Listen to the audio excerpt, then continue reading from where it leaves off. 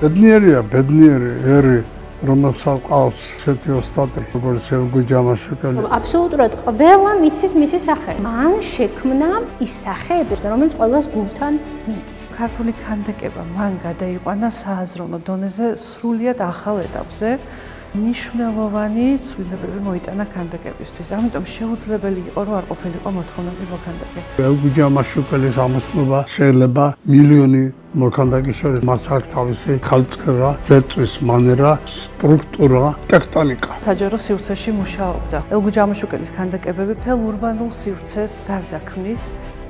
თითქმის ყველა მისი ქანდაკება დგას იქ, სადაც უნდა იდგეს. ფორმის გრძნობა ქონდა სრულყოფილი, აბსოლუტური ფორმის გრძნობა იგივეა ქანდაკებაში, რაც მუსიკაში აბსოლუტური სმენა. ელგუ ჯამაშუკელმა დატოვა ქანდაკებები, რომლებიც იტაცებს თვალს, სიმბოლოებად ამ ქალაქის. დღესაც არ არსებობს სხვა ფაქტი, რომ 8 მონუმენტი ერთი და იგივე მოქანდაკისა იდგეს ერთი და იგივე ქალაქში. მისი ნამუშევრები ყველგან იდგმებოდა. მან შეძლო ქალაქის ურბანულ სივრცეებში ეროვნული იდენტობის გამომხატველი სიმბოლოების შექმნა. ქართულ ქანდაკებაში ერთი დიდი ეტაპი მონუმენტური ძიებების თავის შემოქმედებაში სრულყო აკუმულირება მოახდინა. ამის შემდგომ მოქანდაკეებს კიდევ უკვე სულ სხვა ლანდშაფტი დახვდათ ქანდაკების. სხვა მასწავლებელი გაუჩნდათ ელგუჯას სახით. რამდენი დროც არ უნდა გავიდეს, ის მაინც დარჩება საეტაპო მნიშვნელობის შემოქმედად. მე-20 საუკუნის 60-იანი წლებიდან საქართველოში უფრო მეტად დასაშვები ხდება ეროვნული თემატიკა. ისარგებლა ამით ამ თაობამ და შეცვალა თავისი აქცენტები. ცვლილებების ერთ-ერთი ავტორი გახლავთ ელგუ ჯამაშუკელიც. თუმცა დღეს პარადოქსულად ითვლება, რომ ის მაინც საბჭოთა ხელოვანია. თუ ამ ტერმინს მივანიჭებთ პერიოდის მნიშვნელობას, რა თქმა უნდა, ელგუ ჯამაშუკელიც, მერაბ ბერძენიშვილიც, გიორგი ოჩიაურიც და სხვა მხატვრებიც იყვნენ საბჭოთები. საბჭოთა მოქანდაკეს კი ეძახიან, მაგრამ რაც მან გააკეთა, იყო აბსოლუტურად საბჭოებს მიღმა. საბჭოთა მოქალაქე ნიშნავს რა? საბჭოთა მოქალაქე არის აი ამ ტოტალიტარული გარემოს შვილი, სადაც მას თავისი ეროვნული იდენტობები აქვს უკანა პლანზე გადატანილი და მთავარი არის ეს პროლეტარიატის ერთობა. და ელგუ ჯამაშუკელმა აბსოლუტურად წამოწია წინა პლანზე ერი, როგორც ერთეული, თავის ტერიტორიაზე. პირველად მოხდა, რომ შენს ტერიტორიაზე შენი მეფე იქნა ასახული და დადგმული. ძალიან დიდი ეროვნული აქტი იყო სინამდვილეში. მაშინ იყო გარდატეხა. დღესაც აქტუალურია და ასე იქნება მერეც. ის როგორც შემოქმედი იყო მონუმენტალისტი და აი ეს მონუმენტალიზმი საბჭოთა ხელოვნებისთვის იყო ძალიან მისაღები. ის რასაც ელგუ ჯააკეთებდა, არ იყო სახელმწიფო პოლიტიკის წინააღმდეგ სვლა. ამას სახელმწიფო იმ მომენტში აფინანსებდა. ცხადდებოდა კონკურსები და მისის მონუმენტური ქანდაკებები სახელმწიფო დაკვეთებია პრაქტიკულად. ძალიან ქართული თემატიკა იყო ამ კონკურსების. ეგ არის ელგუჯას სიდიდე, რომ როგორ იჯდა, რა გააკეთა, რამდენად დიდი მემკვიდრეობა დატოვა, რომელიც საბჭოთა კავშირზე მეტია და რომელიც დღემდე დარჩა. ელგუ ჯამაშუკელის შემოქმედება პრაქტიკულად არის ილუსტრაცია, როგორ მოახდინა ქართულმა მონუმენტურმა ქანდაკებამ ქართული იდენტობის ყველა პარამეტრის ათვისება და მათი რეპრეზენტირება სივრცეში. ენა, მამული, სარწმუნოება, მამული. მეფეთა გამოსახულებები, რა თქმა უნდა, მეტაფორულად ეს არის კიდეც მამულის გამოსახულება. ენა და ვიცით, რომ ელგუ ჯამაშუკელს ეკუთვნის 1993 წელს ქართული დედაენისადმი მიძღვნილი ძეგლი დედაენის ბაღში. სარწმუნოება, რომელიც გვიან შემოდის, მაგრამ 90-იანი წლებისთვის ელგუ ჯამაშუკელი აკეთებს რელიგიური სიუჟეტის ქანდაკებასაც, მაგალითად წმინდა ნინო ეკუთვნის მას. დიდი გარღვევა იყო ქართული ქანდაკებისთვის ქართლის დედა, რომელიც დაიდგა 60-იან წლებში. ძალიან მოდერნისტულია თავისი ბუნებით, სრულიად განსხვავებულია იმისგან, რაც მანამდე კეთდებოდა. საბჭოთა სოციალისტურ ხელოვნებას არ ესმის რა არის მონუმენტური, ესმის რა არის უზარმაზარი. არის მართლა საბჭოთა ქანდაკება, რატომ? არის ძალიან დიდი. მაგრამ თუ გავითვალისწინებთ იმას, რომ ის აუცილებლად შორი მანძილიდან უნდა აღიქვა, მცირე ზომის ქანდაკება ვერ გამოჩნდებოდა უბრალოდ. ირჩევს ძალიან ლაკონურ ფორმას.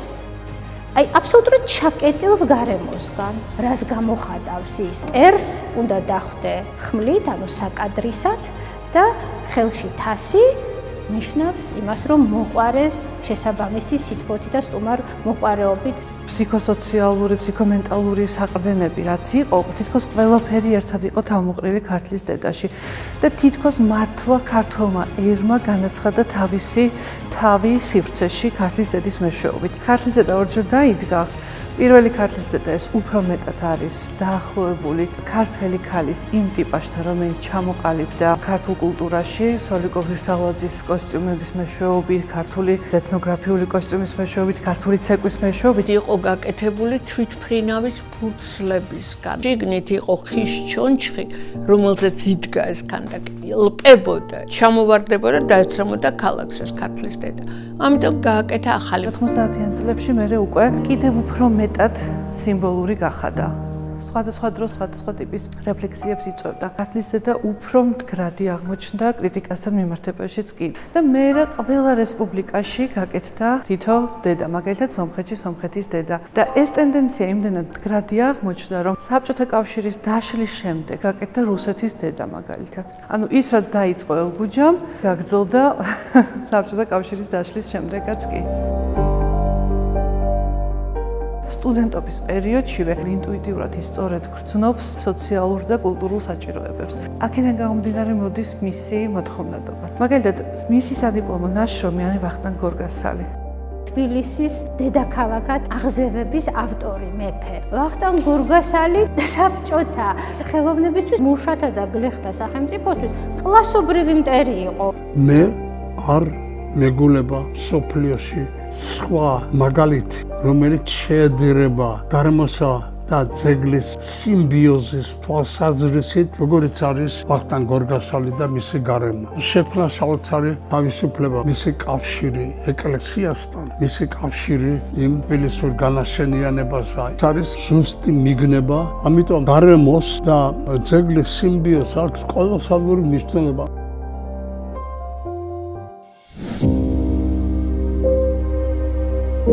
ვებხვი და მოყმეთ ელგუჯას კულტურული კომპოზიცია ჩემი პედესტალი თბილისში. და ვებხვი და მოყმე ხალხური ლექსი, რომელიც ძალიან მიყვარს მე და ძალიან უყვარდა ელგუჯას.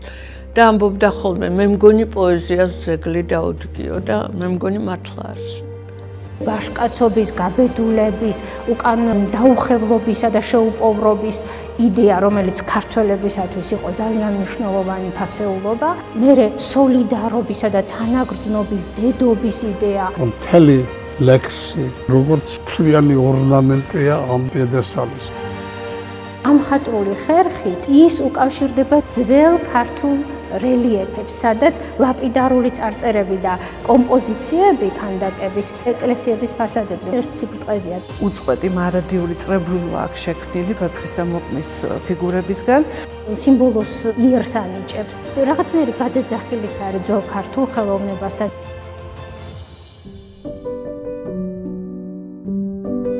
ელგუჯა ამაშუკელი დაიბადა 1928 წლის 22 ივნისს ცხინვალში. მამამისი იყო მეტყევე ინჟინერი, აქედან გამომდინარე ცხოვრობდა სულ სხვადასხვა ადგილას. სკოლა დაამთავრა საჩხერეში, მე ჩამოვიდა თბილისში და შევიდა სამხატვრო აკადემიაში. ნიკოლოზ კანდელაკის მოწაფე იყო, ვინც ქართულ ქანდაკებაში შემოიტანა მონუმენტურობა და მონუმენტალიზმი როგორც ფენომენი. ელგუჯა ამაშუკელმა ბევრად რთული მონუმენტური ფორმები შექმნა, ვიდრე აქამდე ქონდა ქართულ ქანდაკებას. კიდევ უფრო მეტად გაართულა სივრცეში მასათა წყობის თუ გადანაცვლების პროცესი, პლასტიკური ფორმისა და სივრცის ურთიერთმიმართებები.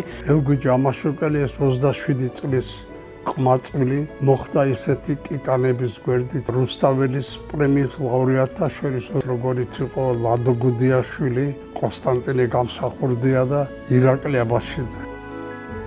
ვარსად ჰუმანური. დაუვარდა სახელი გულთმისნობის, იმიტომ რომ სამჯერ გამოიცნა თბილისის დინამოს მატჩი. ფეხბურთის. მერე ყველა ელოდებოდა ელგუჯა რას ეთქვის. ფეხბურთი ძალიან უყვარდა, ძალიან კარგად თამაშობდა თვითონ, ძალიან უყვარდა მიშა მესხი. ელგუჯამ რაღაცები უწინასწარმეტყველა, რომ იქნება დიდი ფეხბურთელი და ეს ყველაფერი გამართდა და ძალიან მეგობრო. შეხვედრას რომ დავნიშნავდეთ სადმე, ადრე ან გვიან მისვლა ელგუჯა საყვედრო და რატო არ უთხრდები დროს, რა თქმა უნდა ხუმრობით ეს მის სიზუსტე იყო მისი ხასიათი. მე ჩემ ლექსებს პირველად ელგუჯას უკითხავდი. ელგუჯა თავის ნამუშევრებს პირველს მე მაჩვენებდა. აი ეს ურთიერთობა ჰქონდა. ბევრ რამეს უთმობდით ერთმანეთს, ბევრი საერთო ჰქონდა და ამიტომ ვიყავით ამდენი წელი ერთად. ის ამბობდა, რომ ჩემ სულთან, ჩემ ადამიანურ ბუნებასთან ყველაზე ახლოს დგას ვახტანგ გორგასლის ქანდაკება და ლომჭაბუკის ქანდაკება გორშიო. კარგი ინტუიცია ქონდა როგორ შეერჩია არქიტექტორების სათანამშრომლოდ, იმიტომ რომ იმ არქიტექტორებსაც ასევე ზუსტად შეეძლოთ მისი ფორმის წაკითხვა სივრცეში. ელგუჯა მაშუკელის ნამუშევრების თითქმის ყველას არქიტექტორი მივარ. სპეციფიკური მანერა ჰქონდა. ყველაფერს ხარშავდა თავში. კომპოზიციის ესკიზიც არ გაუკეთებია. და მუშაობდა უამრავს, პლასტილინისგან მაქსიმალურად ზერწავდა ფორმა მიეცა. მერე გაქონდათ ასხავდნენ ჯერ თაბაშირში და მერე ბრინჯაოში. სხვადასხვა მასალებში მუშაობდა, ხვა, ბრინჯაო. მემორიალების თემაც ძალიან მნიშვნელოვანი და საინტერესოა, იმდენად რამდენადაც ეს არის მეხსიერების შენახვა. ეს იყო მეორე მსოფლიო ომში მოპოვებული გამარჯვებების აღსანიშნავი მონუმენტები. იქამდე საბჭოთა ჯარისკაცის სახეები განაპირობებდნენ ხოლმე ასეთ მონუმენტებს. უცებ ელგუჯა ამაშუკელი ზოგად იდეას ანიჭებს. ქალაქ გორში ლომზე ამხედრებული ზეჭაბუკი ცნობილია საერთაშორისო მასშტაბით სახელმწიფო პრემია მიღებული და სახელმწიფო პრემიას ესე იოლად არ არიგებდნენ. 1990-იანი წლების მისი ძიებები რო ნახოთ დაზგურ ქანდაკებაში, ის რაციონალიზმი რაც ჰქონდა მანამდე ემბლემატურობისკენ სწრაფვა, ხო? აბსოლუტურად უკანა აქვს უკვე მოტოვებული და არის ძალიან ექსპრესიული, მოულოდნელიც კი მისგან ესეთი ექსპრესია მოცულობრივი ფორმის ძიებაში. ჩანს როგორ ვითარდება ისედაც სკულპტურული ფორმა და მოქანდაკის აზრი ფორმაში.